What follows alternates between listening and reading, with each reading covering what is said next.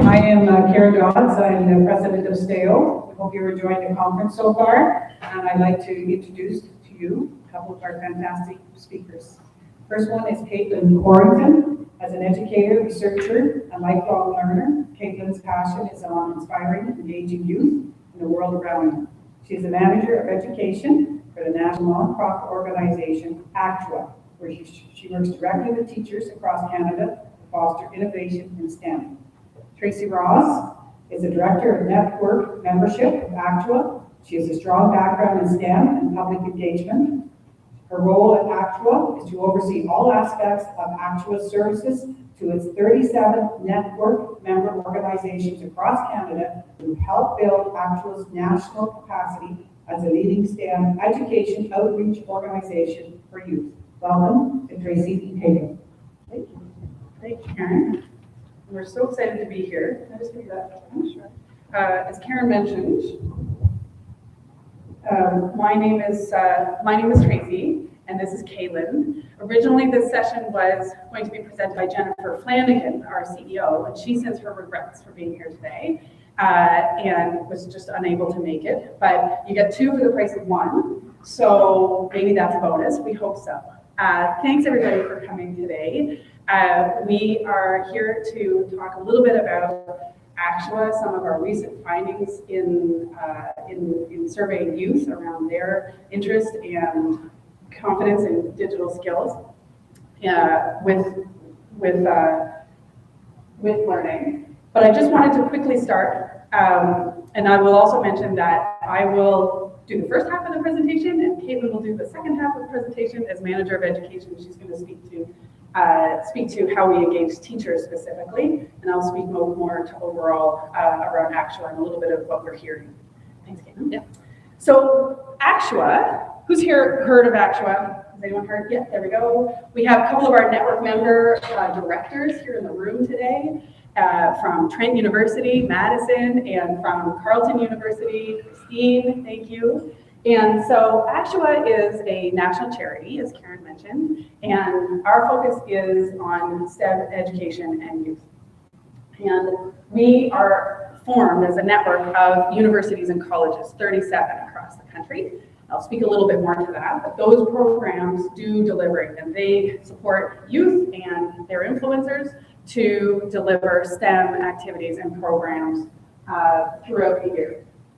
We support teachers specifically by offering workshops that build confidence and skills in youth and are directly related to curriculum. We nationally have a focus on engaging underserved audiences or underserved groups in STEM, and I will speak to that a little bit in a moment. So I wanted to tell you a little story. ACTUA has been around since 1993. So we formed originally with a small group of those universities and colleges, folks working at those, the undergrad students working at those programs to engage youth. A small group of them got together and felt that they had more power, more influence to be able to advocate for the programs that they were doing, mitigate risk in the programs that they were doing, and to establish a national organization. And also to advocate for the youth who, through barriers of finance or for access, were unable to participate in their programs. And that was really the genesis of ACTUA. And we have since then always been around engaging youth in a wide variety of STEM fields. So in 2015, so a few years ago now, we were looking at this area of digital skills, computers and computational thinking and technology, and really wanting to support our network member programs to deliver and engage youth more effectively. And so we found that there were some significant barriers. The significant barriers included that the undergrad students themselves, not to mention their teachers and their influencers, were not familiar with coding or programming themselves. And so how do we effectively train and provide resources for them to engage youth, those digital natives that we know are coming up? There was also a significant lack of teaching equipment. And so and how to use that teaching equipment in the programs. And so we were looking at that as well. And just generally, there was still lack of awareness in how important the digital skills and coding and programming and not just a lack of awareness, but not clarity on understanding about what was important about those skills. And so we dove into this in a little bit more deeper detail. We got support from Google and have since been joined by many other corporate sector partners who see this in their future, see the need for skills in their future. And we were able to develop a program called Code Makers.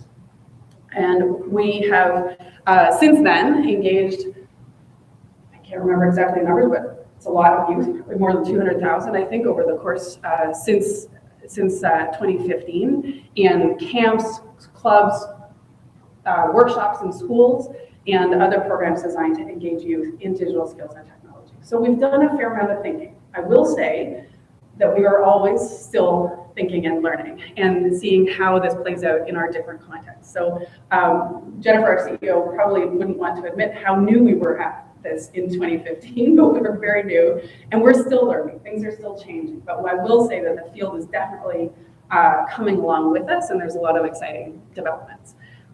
One of the things that we have, that we discovered and were able to tackle earlier this year is that, let me back up a little bit. So how do we describe digital skills and what digital skills and literacy are?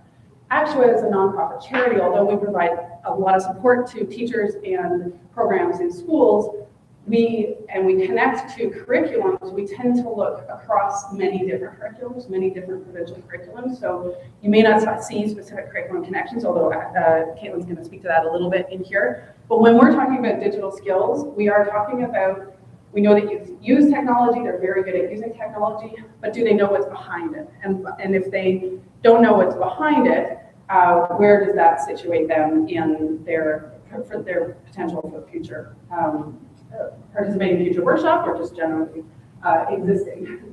So we speak to digital citizenship in terms of being safe consumers and producers. We speak to the leveraging technology to face new challenges. Really speaks to how our programs are encouraging youth to develop their own solutions to engage their community or make their role better. I'll speak to that a little bit more in a second. And applicability across all of K-12 curriculum. So we see it as a lens, digital skills as a lens that should be integrated into all of youth learning. The other, what's important about this slide is not the words on it, but just to let you know that we have done some thinking since that 2015 on how we talk about digital skills. And we have talked about tool sets, skill sets, and mindsets, which you'll likely be familiar with that kind of conversation that Caitlin's going to speak to a little bit more. And we have developed a little bit of our own framework in terms of how that lens that goes across all of youth learning. Are they learning new tools? Are they learning new skills? Are they learning new, is it helping to shape their mindset? So we are, in fact, I'm going to a meeting next week. Caitlin and I are going on to a meeting next week that will, we hope, speak specifically to some of the aspects of how computer science specifically is integrated into learning and curriculum across country with educators. But this is one of the ways that we've been using to take digital skills right across all areas of STEM. So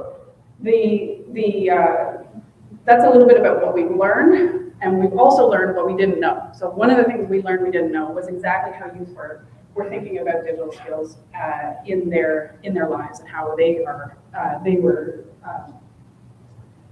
using them, how they felt about them.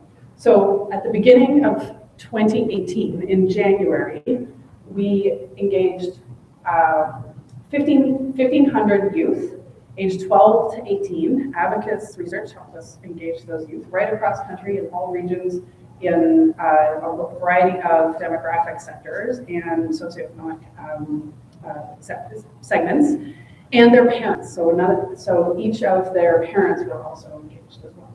And we really were looking at what's out there.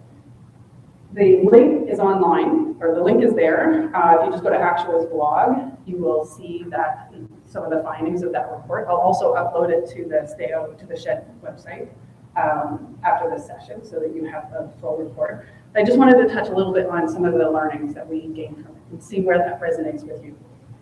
And so here's the biggest one is that almost everyone believes that digital skills and coding are going to be important to their future. But not just they'll need to be able to use, but that all of that is important.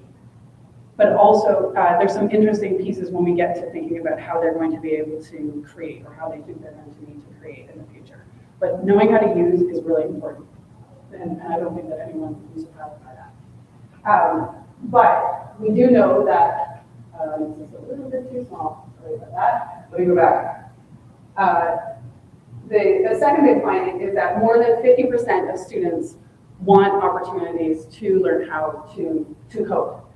And at that same time, only less than a third, just 1 in 3, report that their schools offer opportunities in coding.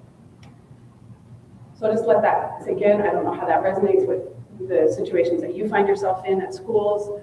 I see some nodding heads around the table. This was a really big piece of interest for us because it meant that even though we've been doing this kind of programming, and we're just one of many STEM organizations across the country, we've been doing these kind of programming, supporting teachers in schools since 2015, that there was still a major lack in opportunities. And this, when you talk about coding, is really the ground level of how digital skills, how youth need to be able to use and create using digital skills in the future. Because we know that it doesn't end at coding. It really starts at coding. Coding and that fundamental kind of understanding, knowledge, is just the starting point. From there, you go to take your pick, big data and epidemiology, going to be able to use in astronomy big data. In any field of STEM, knowing how to code, knowing how to manipulate data, computational thinking is going to be critical to anyone's future. Even if they don't even go into STEM, we know that that's going to be important to their future. Certainly privacy, knowing what's going on behind the scenes in privacy is one of the biggest things the parents are asking us to do. So those, this was a really substantial finding for us. And that's really just what this slide speaks to. I apologize for the size of it. This was also very interesting. And after this, I'll go on to a little bit about what Actua is doing and then turn it over to Caitlin. But this, you can see here, I'm going to use my handy dandy laser pointer.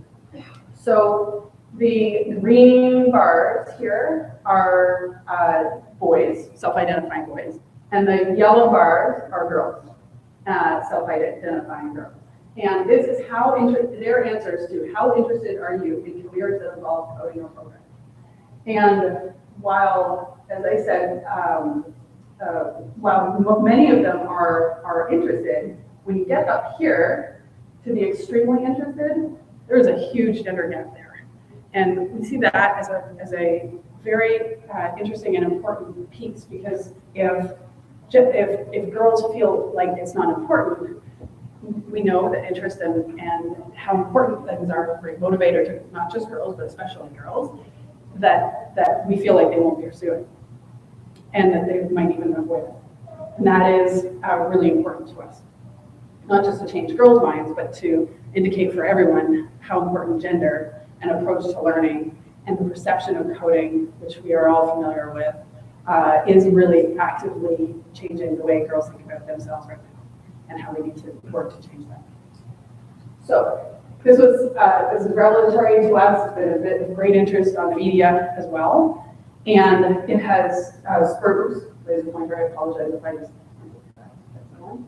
it has spurred us on to continue in our work. So I'll just give you a quick rundown of what Actua, how we organize ourselves a little bit and how this kind of information is influencing us. In Actua, we situate ourselves in between, or as a connector between post-secondary institutions who engage undergraduate students to share their passion with STEM with younger youth, aged 6 to 16. They generally do that in summer camp programs, school workshops, and after school programs.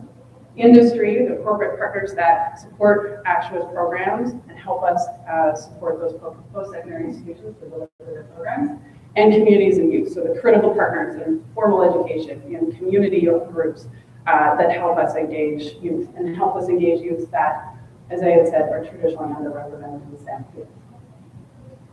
We collectively engage over 250,000 youth in 500 communities right across the country through those network members.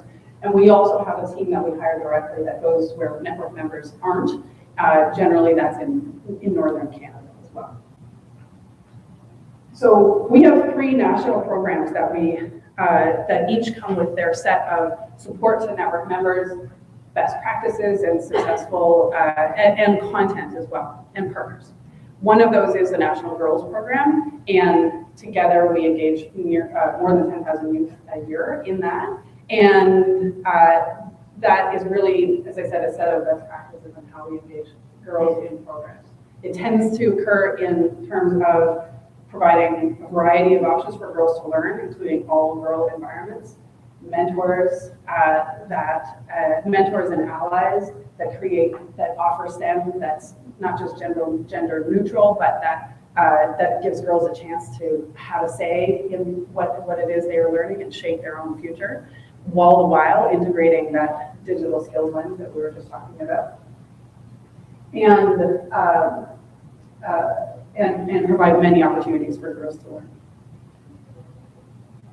We also have a program we call Go Where Kids Are, where we work primarily with community partners and like Boys and Girls Clubs and YMCAs to engage youth who, for the most part, wouldn't feel comfortable on the campus of a post-secondary institution and would and are already engaged in these community programs, so we go and engage them there.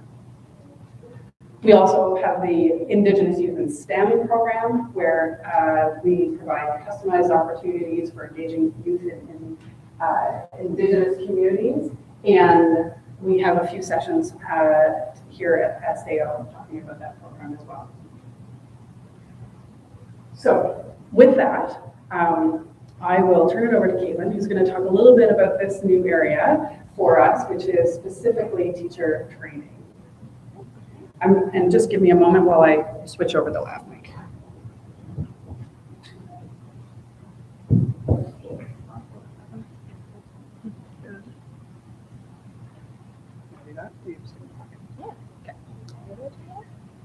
Just on top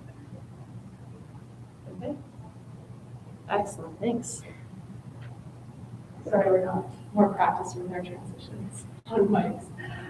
So Tracy was talking a lot about the impact that Actua has with youth and the work that we're doing across the country with building capacity for digital skills. I'm going to shift gears a little bit and talk about what we're doing with teachers to help make that possible. And the reason why this work is so important, I realize I'm teachers in the choir here, but the teachers are such a primary influencer of youth, and that really, in terms of the impact that teachers can have, we realize that if we can support teachers with building their digital capacity and their digital skills, that's going to reach exponentially more youth. And so we built up our teacher training offering. I'm going to talk a little bit about the work that we do with teachers, and also afterwards, I'd love to get some of your takes on what you're seeing in your context for digital skills. Oh, I had this animated. It looks like a hot mess when it's all together. Sorry. Anyway, one at a time. I wanted to go through what's being said in the media around digital skills and coding. I'm really sorry. You're going to get the sneak preview to anything. Starting at the top there, this is a great tweet. It was just from a couple days ago. I really liked this take on this idea that teachers are learning alongside students, and how great is that? I think there's a lot of teachers, myself included. I am not a computer science person, and I totally recognize the importance of digital skills and coding. This is what I'm out here talking to you about. My background is biology. I did some neuroscience stuff with snails. Like, this is not my comfort zone at all. But having to learn it, because it is so important, and this is considered a fourth literacy. You've heard that. This is really critical. So I liked this idea of embracing discomfort, because there's also going to be students that are not super comfortable with this. There's kids that are going to love it and eat it up, and there's others that are going to maybe be afraid of failure. And if you are also one of those teachers that's a little bit intimidated, like me, or maybe afraid of failure, is to recognize that's okay and to learn alongside those students. I was just curious too, have any of you participated, say in the last year, in anything hands-on training to help teach you how to code? Just one, okay. There's so many opportunities. And I think this is really exciting too. So if you haven't checked it out, please do so. We have stuff through Actua. There's other organizations as well. I know Tracy mentioned. There's a lot of interest in Canada right now in supporting teachers with building up coding and digital skills. So this is from a Code Create Teach session. Please, check out what's happening in terms of building up your own capacity if you're interested in bringing this in. Secondly, this also came out this week. Amazon, they want to teach 10 million kids a year to code. This is their goal. They have a whole, and now the name is Future Engineer, I believe. If you Google Amazon coding kids, you will find this. And it's a substantial plan. A big part of that plan is around also teacher training.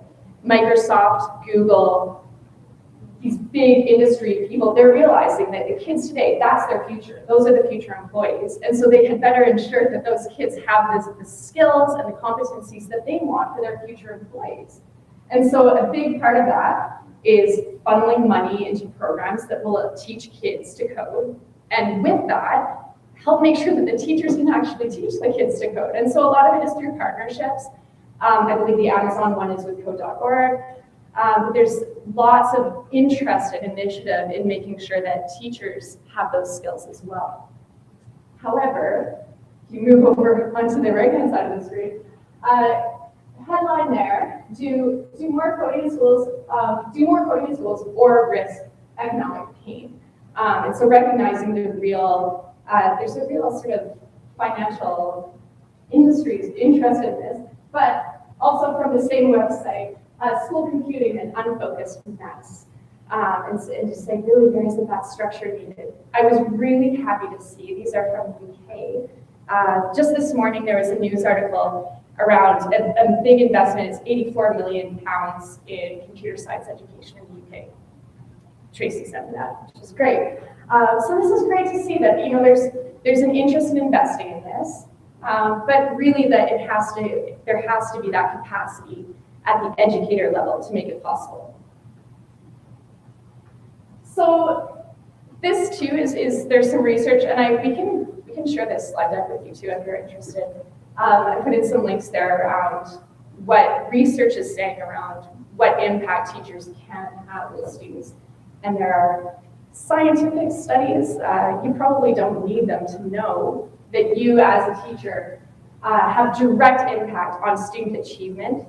This is on standardized test scores, so teachers do have influence on that, on social and emotional well-being, and on studies of inspiration. So really these three key factors that teachers have the ability to influence. And so when we're talking about coding, digital skills, thinking this is an opportunity for us as educators to be role models and to really help to inspire this next generation of digitally literate students. So in terms of how we build capacity for digital literacy, we're really looking at three different facets that we're trying to build up with teachers, with the hopes that this trickles down to students. So the first element there being that we need to provide access to activities and resources and ideas. I would encourage you to go, we have some on our site, also through our network members, lots of ideas for different activities and ways you can incorporate the tech. And I have heard this so many times from teachers. They'll say, oh, my school has, we have a makerspace. Or, oh yeah, I know we have a class set of Sphero or Ozobot or Makey or something, but no one showed me how to use it. And I'm not totally sure. So it's there, but now what? And I think it's that now what that we would love to help with. But it's not just ideas for activities, but also you need to know how to actually use it. Like, do you plug this thing in, or is there a button, or like, what do you do? So we do provide training on how to do this stuff, how to use it, but then also how to teach. And I think there's some really great stuff out there around how to be creative and innovative. How can you use engineering design, for example, to introduce tech into the classroom? How can you create really strong cross-curricular projects where you're using inquiry and you're making those meaningful connections to curriculum? One of the coolest things that I have started doing is using the UN Sustainable Development Goals as a framing piece for these tech-based projects. And I'm going to show you in a minute a few photos from teachers who are using those as a way of introducing tech to students.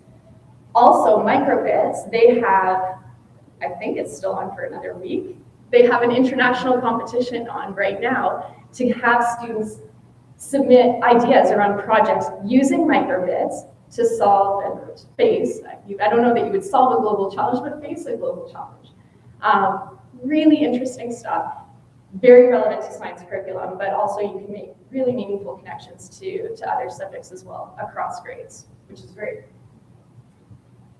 In terms of digital literacy in Canada and how we understand that, what that looks like, there's lots of different definitions of digital literacy. I know Tracy shared how we as an organization view digital skills and how we talk about that. This is a hyperlink to a Brookfield Institute report that is it's a literature review of what is out there right now from STEM organizations and their understanding of digital literacy. And really, I think there's three key pillars of what we're hoping to foster, both in students, but also in teachers. This idea that you would have these technical skills, that's how do you use the tech, so that actual ability. Also that you would have these cognitive abilities, so around how do you think about it. But what I'm most excited about, definitely, is the critical thinking piece and these competencies that it doesn't matter if you actually ultimately become a coder, you know, how do you think about this stuff? Can you collaborate with others? Can you be innovative?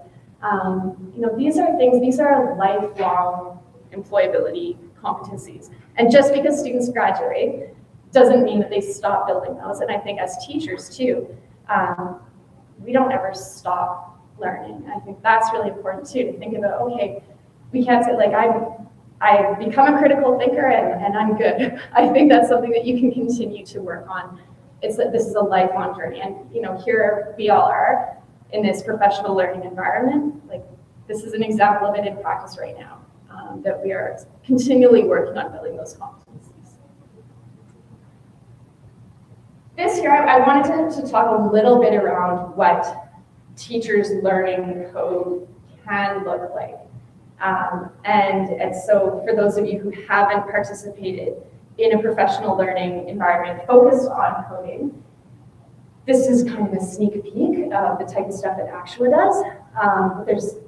I can't give you a one-size-fits-all because, like your students, teachers are also diverse in how they learn and how they approach problems.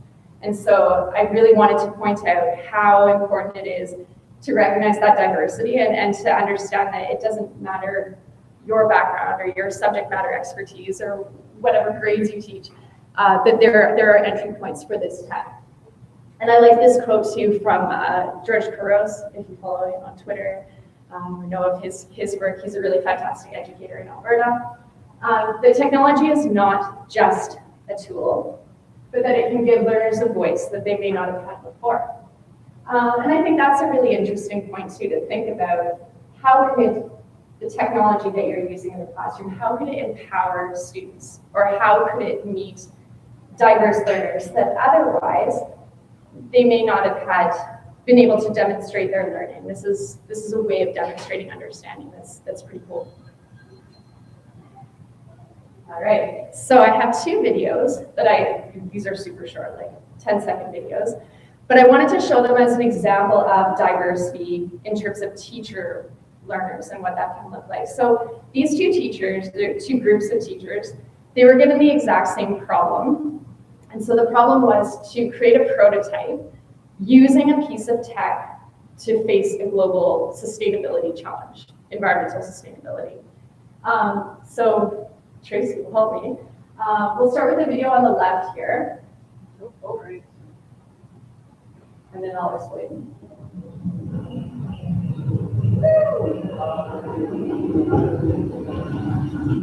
So that's group one. Does anyone know the tech that is hiding under that cup?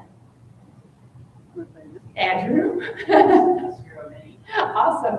So there's a Sphero Mini hiding underneath. If you haven't seen a Sphero Mini, I will give a shameless plug to come check out the actual booth upstairs.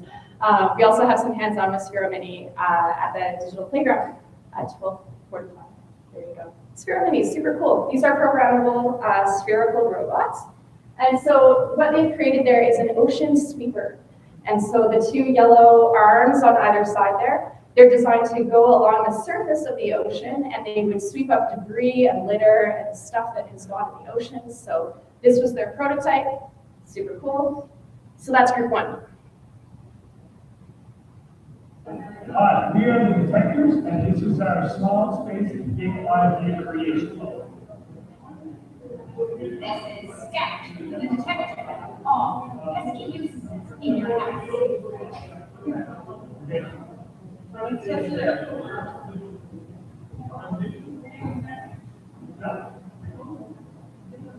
Here goes Sketch. Making his way into the first room. I believe it's the bedroom. It's the pieces of it. All clear. Uh-oh. He's spinning. He's got some lights. In the next room. All right, here comes Scoop. I think he might go to the launcher next. This is the easiest launcher, huh? I think Scoop sees something. Wait, what is it? Oh, here comes Tornado Spin. It's mold! Oh no! Does anyone know the piece of tech being used there? Perfect, yeah, it's an Ozobot. So this particular tech, it's called the Ozobot. It can detect color patterns. You can introduce this as early as kindergarten. So I have two kids, they're 4 and 6. They fight over who gets to draw the color codes. They're still learning patterns. But it's so great to see. You don't even need to be able to read. So that literacy piece, it can come in later. But this is a great way to introduce colors, patterns. There's some great math connections there. And they have used the Ozobot to come up with this tour. This is a sustainable home. So their challenge was they decided to focus on sustainable shelter. So they designed this home with different rooms, and you can't see the color codes, unfortunately, in the video. But anytime it was doing an action like the tornado clean, that's because there's a color code on the track that was telling the Ozobot what to do. So completely different takes on the same challenge. What a great example of creativity. And what a great example of using different kinds of tech in different ways. Both groups, I hope, we're pretty happy with the prototype that they came up with. And I think that's the sort of thing that we want to see with students as well, that it's not just sitting down and saying, step 1, turn it on, step 2, do this, step 3, and you know ultimately what it's working towards. I love being able to integrate tech in a way that allows students to express their creativity, allows them to think about empathy and how to design something that might meet the needs of another group. I use design thinking a lot in the stuff that I introduce to students. There's some great resources online for design thinking, and if that's something that you're interested in exploring, I'd love to talk to you about design thinking stuff, because I think it's a great entry point for students of any age. Doesn't matter how old they are. Students can learn to design solutions for others and using different kinds of tech to do so. I also wanted to show these pictures as examples of what those competencies actually look like. It is pretty easy to rattle off buzzwords, especially in education, I think. Collaboration and communication and innovation and next slide. But what does that actually look like? I like this picture here in the top left. So This was an activity, we had set it up as a World Cafe with different stations around the room and having teachers who are participating in this respond to questions. You know, what does creativity look like in your classroom? What does innovation in tech look like? What do you think a student graduating from your school, what should they have? What knowledge should they have before they go out into the world? And so these teachers, they're all pointing at something. But I really love this as an example of collaboration, as well as communication, because you could really see this group of teachers coming together around this question and really discussing it, which was great to see, because often you'll get pictures of like teachers standing like that, and like it's sometimes hard for us as adults to engage with each other and connect. So I love that picture for that. This picture next to it, this was a presenting group. You can't read it. I don't even know that I can read it now, but I remember what it was about. The challenge for students was they created a challenge. It was an example of an activity that you could do as students to build accessible playground equipment. It's really interesting. And it was inspired by one of the teachers there, the one in the white jacket on the end. She had a student with physical disabilities in her class and noticed that there was a lot of playground equipment that is not set up to be inclusive. And so how could you make a prototype? So again, that teacher on the end, she was not feeling the tech maybe. I think she had a lot of fear around embracing the prototype, but she was super inspired by the idea. And she really liked the idea of accessible tech. And so I think that it was such a strong group in the end because they supported each other in their various strengths. And so she built the prototype, and it was like a pipe cleaners. I was like, colorful vending things. Pipe cleaners and Play-Doh and popsicle sticks. And they had this really cool merry-go-round that you could actually strap the wheelchair into. And so you could there was a ramp to get on, and then you move the ramp out of the way so the merry-go-round can move. She built the prototype. Her group was helping her with Scratch. They used Scratch to make kind of a picture of what it would look like in action, and they were teaching each other.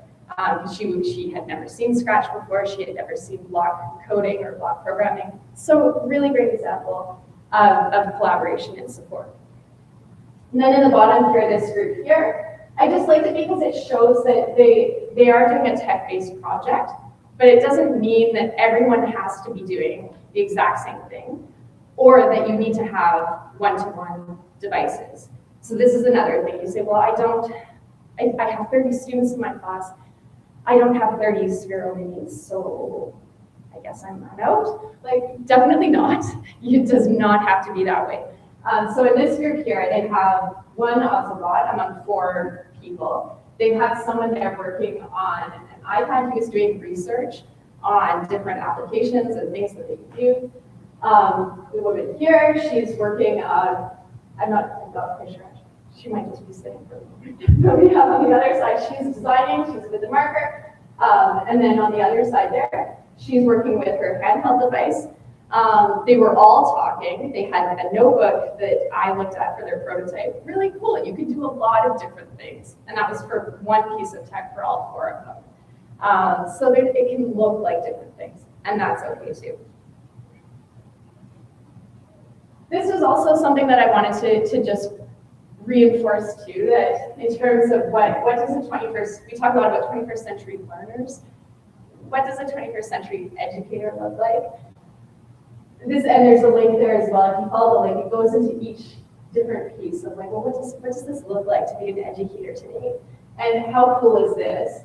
That we're not just one of these, but that we as teachers, that we can be experimenters, that we curate, that we are scholars ourselves and learners, a technologist. I think these are all different aspects that in teacher training, in teacher learning, this is what we're looking to foster. This is also to just, I think, really to drive home that point of, well, why digital literacy, why digital skills, in terms of what we're hearing. I really like this quote.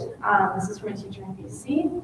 And three key things around that learning digital skills and integrating digital skills, that this would foster creativity, imagination, and dreams. It was really kind of, I think that's at the core of why do we care about this? Why do we do this? Yes, for industry this is important, or yes, for future careers important, but that this would help every student, regardless of grade or age, that they could enter into this world. So in terms of where do we go from here? What does this look like? This is a very busy slide of all the logos of our Ontario Network members. And if you're interested in what's available in your community, please come and talk to me or Tracy after this session, and we can tell you a little bit more about our network members. Each one is a little bit unique in terms of what they do and what they have to offer. Lots of them are doing some really excellent work with teachers in their classrooms. So please come and talk to us, because there are opportunities beyond just STAO of how we work with teachers. And then, just to wrap this up, this final idea that you as teachers can really change the world. I have a friend, she's a teacher in California, and a couple times I've talked to her, and she's gotten a bit down, feeling like, well, I just have my one classroom. Like, what can I do to change the world just as in my one classroom? But I really do think that there's more than just that environment, and that really, hopefully, if you are inspired by this and you're inspired to embrace digital skills and coding, that you would spread that with your colleagues, with your friends, that there's a wider reach than that. And I think too, the reach that students have when you inspire them with digital skills and coding, that those kids will go on to inspire others as well. So I do definitely believe in that. And I think it's why we do the work that we do. So that is it for our scheduled part of the talk. We wanted to open it up to the floor to see if you had questions, or if there were other things from our presentation that you wanted us to get into more detail on. We would be happy to answer any questions that you may have. Or talk about anything in more detail if you like.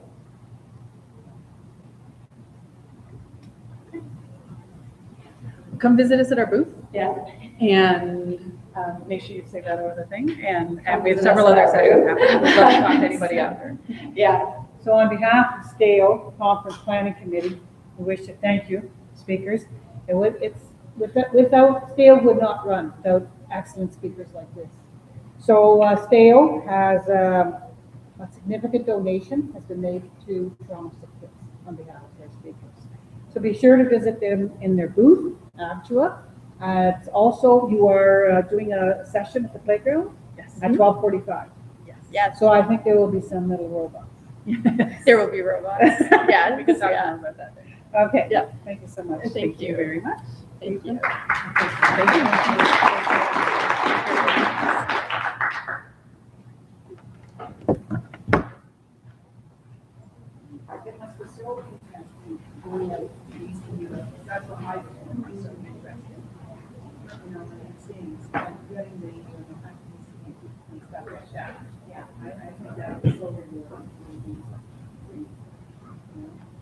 Because it's big centers and PTA and so many resources.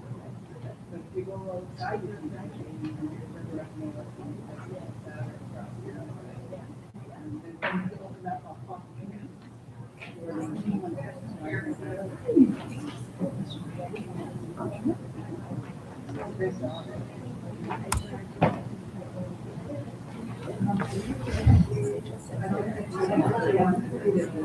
No. Yes, I am. Yeah, absolutely. So, it is.